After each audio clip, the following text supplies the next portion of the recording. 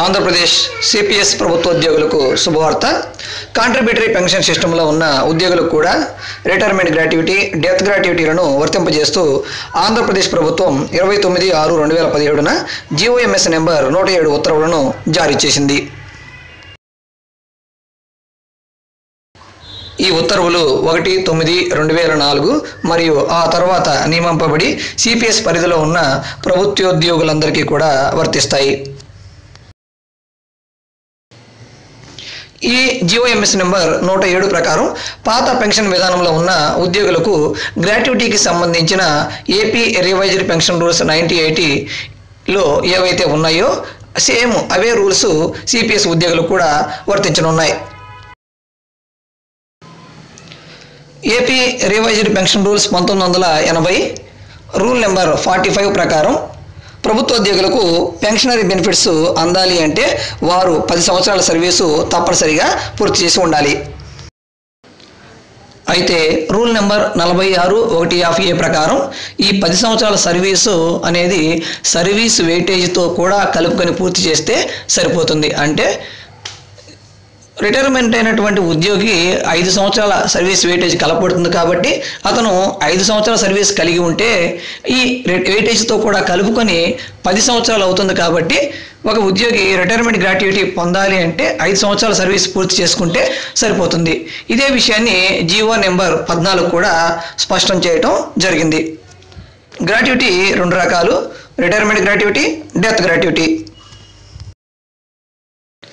CPS ప్రభుత్వోద్యోగులు కూడా గ్రాట్యుటీని ఎలా లెక్కించాలో మనం ఇప్పుడు తెలుసుకుందాం. గ్రాట్యుటీకి సంబంధించి మనం ముఖ్యంగా 3 విషయాలను మనం గుర్తుంచుకోవాలి. Gratuity formula basic pay plus DA, అంటే చివరి basic pay plus DA into service in half years, అంటే అర్ధ సంవత్సరాల్లో అతని యొక్క సర్వీసు బై 4. రెండో formula last drawn basic pay into 16.5. అలాగే మూడవది ఈ గ్రాట్యుటీ అనేది ప్రభుత్వం నిర్ణయించినటువంటి గరిష్ట గ్రాట్యుటీకి లోబడి ఉండాలి. సిపిఎస్ పరిధిలోని ఉద్యోగికి గ్రాట్యుటీని ఎలా మనం క్యాలిక్యులేట్ చేయాలో ఒక ఉదాహరణ ద్వారా చూద్దాం. సిపిఎస్ పరిధిలోని ఒక ఉద్యోగి 11 సంవత్సరాల సర్వీస్ కలిగి 29/6/2016న రిటైర్మెంట్ అయ్యాడు. అతను చివరిగా తీసుకున్న బేసిక్ పే 29,760 మరియు డిఏ 3,587. అయితే ఆ ఉద్యోగి పొందే రిటైర్మెంట్ గ్రాట్యుటీ ఎంతో ఇప్పుడు మనం కనుక్కుందాం. ఇక్కడ ఉద్యోగి యొక్క సర్వీసు 11 సంవత్సరాలు ఇవ్వబడింది.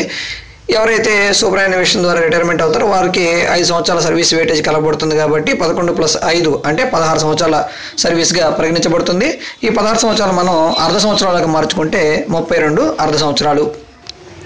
గ్రాట్యుటీకి formula last drawn basic pay plus DA into service in half years by 4. కాబట్టి ఇక్కడ last drawn basic pay 29,760 plus 3,587 into service in half years అంటే మొత్తం 32 అర్ధ సంవత్సరాలు బై 4. మనం దీన్ని సింప్లిఫై చేసి క్యాలిక్యులేషన్ చేసినట్లయితే 2,66,766గా వస్తుంది. సో ఈ సిపిఎస్ పరిధిలో ఉన్న ఉద్యోగి పొందే రిటైర్మెంట్ గ్రాట్యుటీ 2,66,766 రూపాయలు.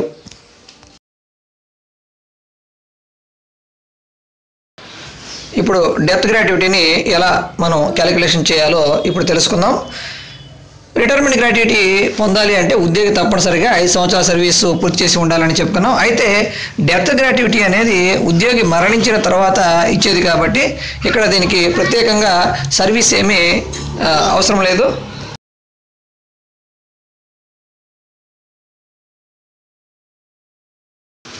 ఉద్యోగి 1 సంవత్సరం సర్వీసు పూర్తి చేయకముందే చనిపోయినట్లయితే అతని యొక్క సర్వీసును 3 సంవత్సరాలుగా పరిగణిస్తూ అతని యొక్క కుటుంబానికి డెత్ గ్రాట్యుటీ మంజూరు చేయడం జరుగుతుంది. ఒక ఉద్యోగి 1 సంవత్సరం పూర్తి చేసి 5 సంవత్సరాల లోపు సర్వీసు కలిగి ఉన్నట్లయితే అతని యొక్క సర్వీసును 9 సంవత్సరాలుగా పరిగణిస్తూ అతని యొక్క కుటుంబానికి డెత్ గ్రాట్యుటీ మంజూరు చేయడం జరుగుతుంది. అలాగే 5 సంవత్సరాల కంటే ఎక్కువ సర్వీస్ కలిగి ఉన్నట్లయితే అతని యొక్క సర్వీసును 18 సంవత్సరాలుగా పరిగణిస్తూ అతని యొక్క కుటుంబానికి డెత్ గ్రాట్యుటీ క్యాలిక్యులేట్ చేసి మంజూరు చేయడం జరుగుతుంది. ఈ అంశాన్ని మనం ఒక ఉదాహరణ ద్వారా అర్థం చేసుకునే ప్రయత్నం చేద్దాం.